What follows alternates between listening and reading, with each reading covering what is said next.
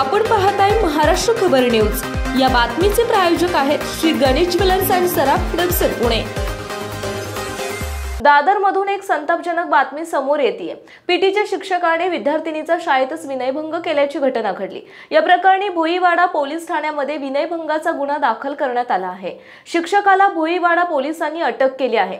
गौरव चव्हाण असं शिक्षकाचं नाव आहे।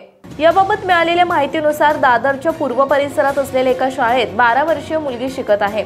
27 डिसेंबर रोजी मुलगी शाळेत रेसलिंगच्या सरावासाठी आली होती। मुलगी शाळेच्या वर्गात एकटीच असल्याचे पाहून शिक्षक गौरव चव्हाण हा वर्गात शिरला। वर्गाबाहेर डोकावून बाहेर कोणी नसल्याची खात्री करून गौरवने वर्गाचा दरवाजा बंद केला। त्यानंतर गौरवने मुलीच्या इच्छेविरोधात तिच्याशी गैरवर्तन केले। शाळेतील पीटी शिक्षकाच्या या वर्तनानंतर मुलगी मानसिक तणावात होती। पालकांनी याबाबत तिच्याकडे विचारणा केल्यानंतर तिने सर्व हकीकत सांगितली। यानंतर पालकांनी तात्काळ भोईवाडा पोलीस ठाणे गाठत तक्रार दाखल केली।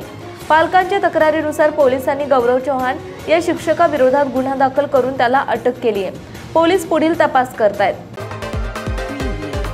आपण पाहताय महाराष्ट्र खबर न्यूज।